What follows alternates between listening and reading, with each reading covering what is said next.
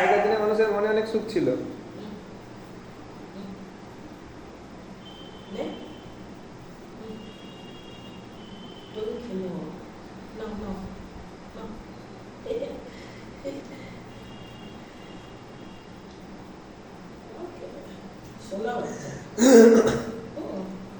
ওর ঘাড় নাড়াতে আসলে কষ্ট হচ্ছে। তারপরে ট্রমাটা সকাল থেকে কম গেছে, তুমি যেখানে ওকে ফেলেছে ওর যে লোকেশন 3 কিলোমিটার দূর, ঠেলা গাড়িতে করে নিয়ে গিয়ে জ্যান্ত বাচ্চাটাকে ফেলে দিয়েছে। আর ওখানে তো মনে করো ওটা তো কোনো প্রাণী থাকার যাওয়ার মতো জায়গা নয়, এটা তো সেই আস্তা কুল ডাস্টবিন। ডাস্টবিন বলতে ওখানে সমস্ত নোংরা চলতে ফেলে, আর ওটা জ্যান্ত তাকে নিয়ে গিয়ে ওখানে ফেলেছে। ওটা তো ভাগাড় বলতে পারো, তো ভাগাড় ওখানে চারিদিকে মাছি নোংরায় ভর্তি। সন্ধ্যাবেলায় গিয়ে স্নান করলাম তো, সন্ধ্যাবেলায় গিয়ে স্নান করলাম, কারণ ওই পুরো তোমার পুরো মিউনিসিপ্যালিটির গাড়িতে করে যে মলগুলো নিয়ে আসে সব তো ওখানে ফেলে। সেই জায়গাটাতে ও তো খাবারের সন্ধান নেবে না, ও কি মরা যে ওখানে ফেলে দিয়েছিল এখানে চুপ করে এখানে পড়ে থাকবে।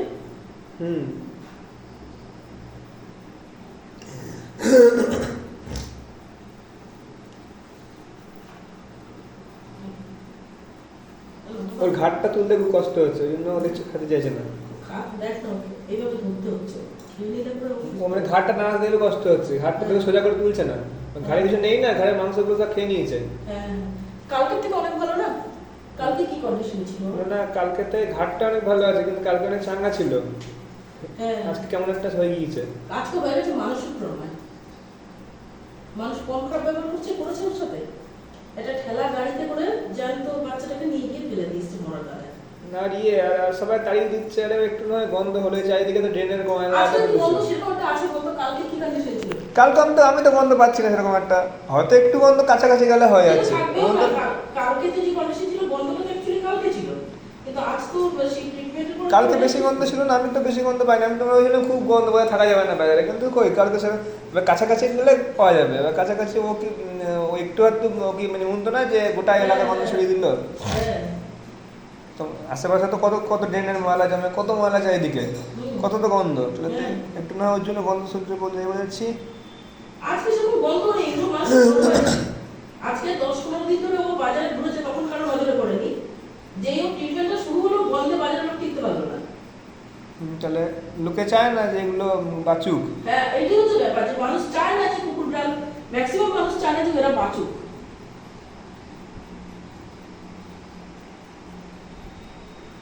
তো এটাকে একটু তুলে এখানে শুয়ে দেবে তো। কোন চলে আসবে যখন কিছু করতে হবে না। ও আরএস জল খেয়েছে, 2 বাটি খাবার খেলো, বিস্কুট তো কিনে যাবো 2 প্যাকেট, ওর কোনো চাপ নেই। ডিমের স্প্রে একটু দিয়ে দেবে নাকি? আজকে তো অনেক মাছি ডিম পেড়েছে, ডিমের স্প্রে দিয়ে দেবে?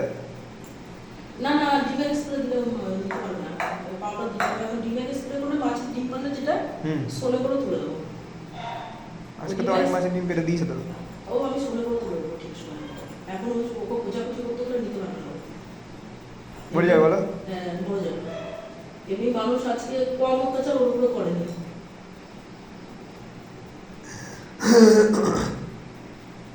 একটা ভেবে রাখতো যে জ্যান্ত মানুষকে মরা বলে, যদি একটা জ্যান্ত মানুষকে মরার গাদায় ফেলে দেওয়া হয়, সেই মানুষটার অবস্থা কি হবে?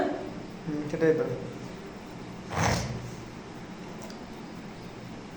আমাদের এই টিমটাকে অনেকে দেখতে পায় না। আমি যে আমাদের যে ডিভোর্সের সময় যে উকিলটা ছিল, সেই উকিলটাও তোমাদের সবার মাঝে মাঝে বলছিল। মানে আমরা ভালো কাজ করি, ভালো কাজ করলে সবাই দেখতে পায়। হ্যাঁ না, ওরকম কিরম বল দেখো, তোদের ওই বন্ধুগুলো ওদের সাথে থাকিস না, খেপে যাবি, কাদের কথা বলছিস? বলছে যে ওই যে পিঠে ব্যাগ নিয়ে কুকুরের ইয়ে করে বেড়ায়, চিকিৎসা করে বেড়ায়। আমি বলছি ও কি তোমার কথা বললো, একটা মেয়ে আছে দেখবি একটু মোটা করে, আবার আর 2টো ছেলে আছে, সব তো সাইকো, সব তো পাগল। বললাম কেন, কিসের পাগল? কিরকম মেন্টালিটি দেখো, কিসের পাগল?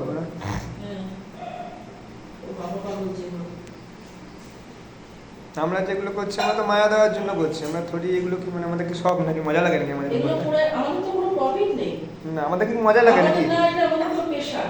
আমাদের যে এই যে কত কিছু নোংরা ঘাটতে হয়, কত কফি করতে গেলে মজা লাগে নাকি আমাদের? আমার নিজের এত জ্বর, সেই জ্বর নিয়ে আজকে খেতে চাইছে না, জল খেতে চাইছে না, ছেড়ে দাও। খেতে চাইছে না ছেড়ে দাও সরে খেতে চাইছে না ছেড়ে দাও ওকে খেয়ে নেবে। দুপুরে বাবা দিয়ে গেছিলাম।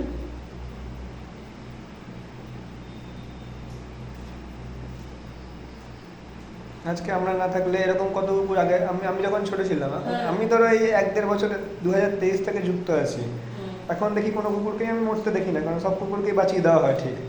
যেই কুকুরই রাস্তাঘাট দেখি ফটো পাঠায় টিমে, বাবু বলে তো ট্রিটমেন্ট চলছে, হয়তো কোনো কুকুরকে দেখি না ট্রিটমেন্ট। আগে তো কত কুকুরকে দেখতাম এখানে ওখানে পড়ে মরে থাকতো, আমার চোখের সামনে মরে যেত, চিকিৎসা পেতো না, পারতাম না কিছু করতে, কি তখন তো জানতাম না কিছু, আমি কি বুঝি, তাই যে কিছু পারতাম না, খারাপ লাগতো তাহলে জিনিসটা। এই যে এই প্রাণীগুলো